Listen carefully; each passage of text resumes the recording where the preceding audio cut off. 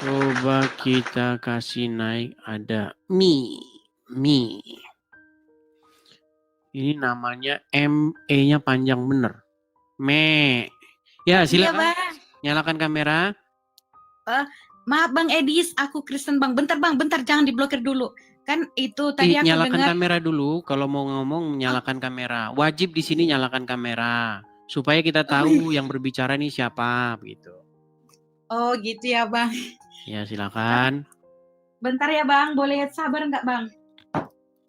Ya, nggak apa-apa, silakan. Kita juga lagi santai-santai pagi kok ini, santai-santai pagi. Kita biasanya diskusi yang serius tuh malam. Tapi kita coba mau membangun satu kebiasaan supaya kita juga live pagi-pagi nih. Sejak kemarin pembatasan TikTok. Silakan. Ya.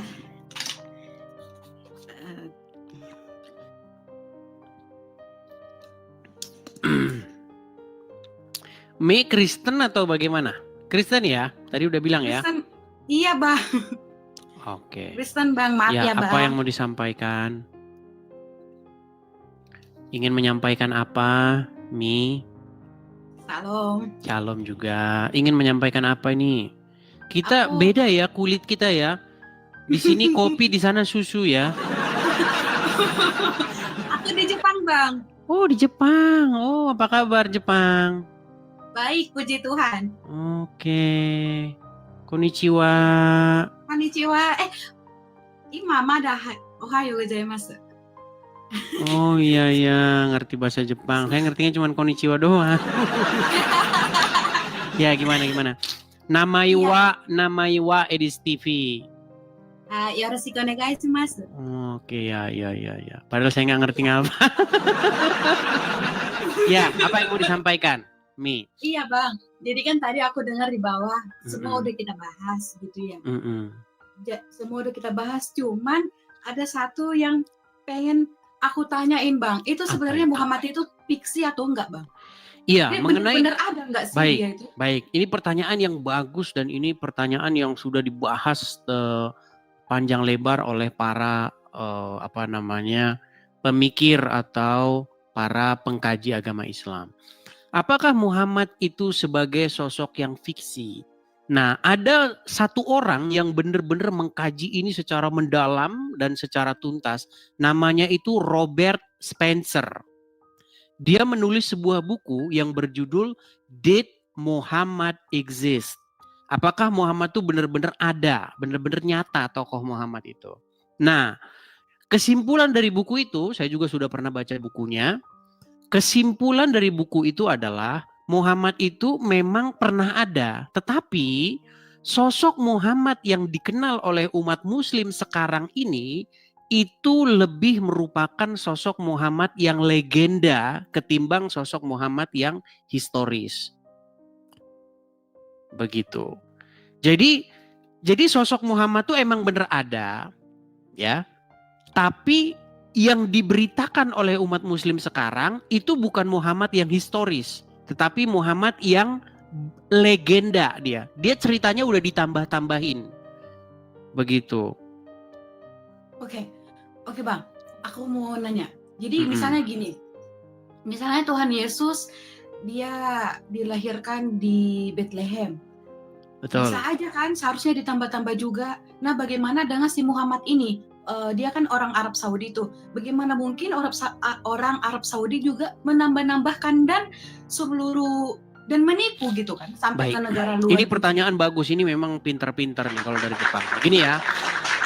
Jadi kita harus berkaca dulu kepada kekristenan kita nih, ya. Pada abad-abad awal-awal kekristenan itu muncul, di dalam kekristenan itu banyak cerita-cerita fiksi tentang Yesus.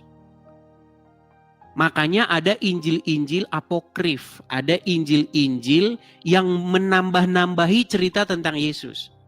Nah, itu semua oleh bapak-bapak gereja, oleh gereja-gereja awal mula-mula, mereka punya 3 kriteria begitu untuk menyaring mana-mana yang merupakan yang otentik diterima dan tidak. Nah, kriterianya itu pertama, Injilnya itu harus ortodoks. Beritanya itu harus ortodoks. Kemudian dia harus ya, atau menyeluruh gitu ya, diterima oleh gereja, banyak gereja. Dan yang ketiga itu harus apostolik. Begitu. Jadi seperti contoh misalnya Injil masa kanak-kanak Yesus. Nah, di situ diceritakan bagaimana Yesus dia membuat burung dari tanah liat, begitu kan? Kemudian diperintahkan burung itu terbang, begitu. Itu ada di Injil masa kanak-kanak Yesus namanya. Nah, kemudian juga banyak Injil-Injil, makanya kita sebut sebagai Injil apokrif atau Injil-Injil palsu yang itu sebenarnya hanya dongeng-dongeng tentang Yesus, begitu. Nah, mengenai pertanyaan apakah sosok Muhammad ini tokoh yang benar-benar yang diberitakan oleh umat Islam ya. Saya percaya Muhammad itu pernah ada, tapi tidak seperti yang diberitakan oleh orang Islam.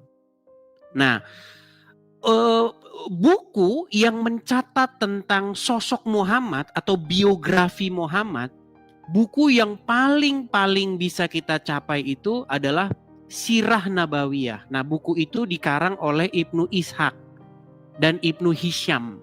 Tapi menariknya, Ibnu Ishaq maupun Ibnu Hisham itu tidak pernah ketemu dengan Muhammad dan dia tidak hidup dengan sejaman dengan Muhammad. Begitu.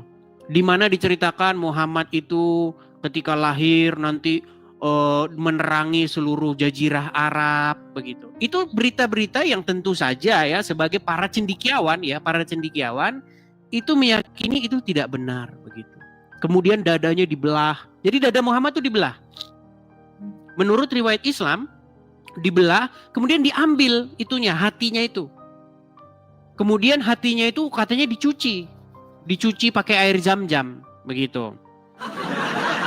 Nah, tentu saja ini hanya dipercaya oleh orang-orang Islam yang memang nggak berpendidikan, begitu. Tetapi para cendekiawan itu memang menganggap itu berita-berita yang sebenarnya tidak historis, begitu. Nah, ini memang menjadi, saya sudah melakukan diskusi ya dengan orang-orang Islam yang akademis, begitu, orang-orang Islam yang sekolah, begitu. Mereka tidak percaya itu sebagai sosok Muhammad yang historis, begitu. Dibelah dadanya, dicuci pakai air Zam-Zam, kemudian ketika dia lahir teranglah seluruh jazirah Arab, begitu. Nah, ternyata kalau kita telusuri, termasuk saya adalah orang yang sangat-sangat memburu di mana manuskrip tentang biografi Muhammad. Jadi saya mencari buku yang konon katanya ditulis oleh Ibnu Ishaq itu dan Ibnu Hisham.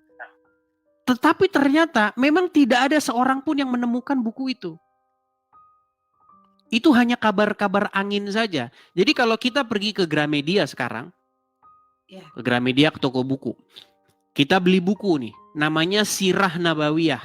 Sirah Nabawiyah itu adalah buku tentang biografi Muhammad. Bagaimana dia lahir, kapan dia lahir, pada masa dia lahir pada tahun gajah, pada tahun apa, kemudian dan lain sebagainya. Buku itu memang mengutip atau membawa-bawa disadur atau diambil berdasarkan Sirah Ibnu Ishaq. Tetapi buku Ibnu Ishaq itu, manuskrip dari buku itu tidak pernah ada dan tidak pernah ditemukan sampai sekarang. Ya ampun. Berarti dalam kata lain, mereka mempercayai hal yang tidak ada. Secara akademis ya, secara penelitian atau kajian ilmiah, saya percaya bahwa buku Sirah Ibnu Ishaq itu baru muncul di abad 19. Ya, jadi saya nggak tahu itu dirujuk dari mana. Saya kasih contoh ya, kalau kita beli Bible, kita pergi ke Gramedia, kita beli Bible kita. Bible kita itu dirujuk dari naskah-naskah lama. Ada naskah lamanya yang dijadikan rujukan dari mana cetakan kita ini bersumber. Ya kan? Ada yang dari Textus Receptus, ya kan? Ada yang dari Codex Sinai, Codex Vatikan dan lain sebagainya. Artinya kita masih punya beberapa ribuan manuskrip yang bisa kita rujuk, begitu. Sekalipun ada berbagai macam varian di dalam manuskrip-manuskrip lama itu. Tetapi sekalipun ada banyak varian, tetap saja itu pesan utamanya itu tetap sama. Yaitu bagaimana Yesus disalibkan pada masa pemerintahan Pontius Pilatus, wafat kemudian bangkit pada hari yang ketiga. Gitu. Ada juga hal-hal yang berbeda begitu di dalam manuskrip-manuskrip kekristenan, tapi itu tidak esensial. Begitu. Apakah belajar ada studi atau kajian agama Islam di Jepang atau bagaimana? Bukan. Jadi aku ada teman namanya Rizka nih di sebelah aku. Rizka. Yeah. Jadi kebetulan kan dia Islam. Nah, dia setiap jam 4 pagi dia tuh sholat. Aku bilang, kamu ngapain sholat untuk orang mati? Aku bilang gitu. Udah cari Yesus, aku bilang gitu kan. Yesus itu Tuhan yang hidup, aku bilang. Ntar kapan-kapan kamu mau nggak ngomong nih sama Bang Edis. Nah kemarin itu kan Bang ada itu tanya jawab seputar iman gitu ya. Nah kamu tanya kalau masuk kalau Kristen itu jalan kebenaran, kalau Islam itu ini apa nggak jelas gitu kan. Nah kamu tanya Bang kenapa di Islam itu nggak jelas gitu, tanya gitu. Ntar boleh silakan, boleh dia iya, ngobrol-ngobrol dengan saya. Iya ngobrol-ngobrol kan Bang gitu. Boleh. Kasihan aku Bang sama dia, ntar kamu dijadiin istri keempat, dipoligami, segala macam. Iya, aku bilang gitu. Iya. itu sebenarnya menjadi satu perdebatan di kalangan internal Islam sendiri begitu. Bagaimana banyak orang-orang Islam itu yang meragukan hadis-hadis itu.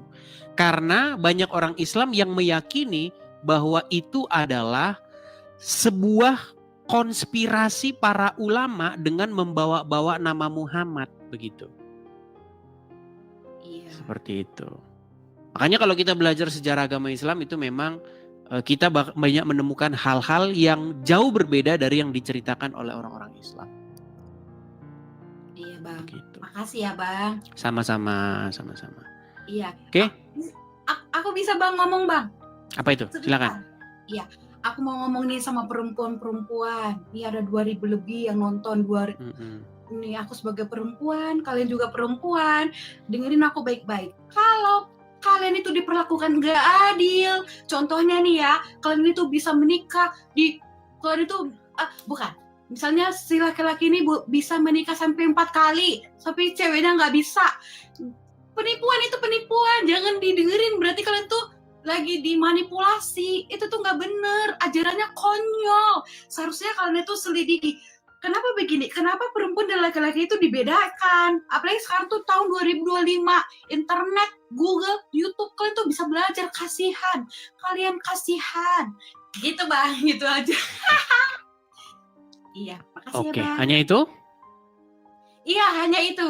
Oke, sama-sama. Terima kasih. Arigato. Oke, baik, saya turunkan ya.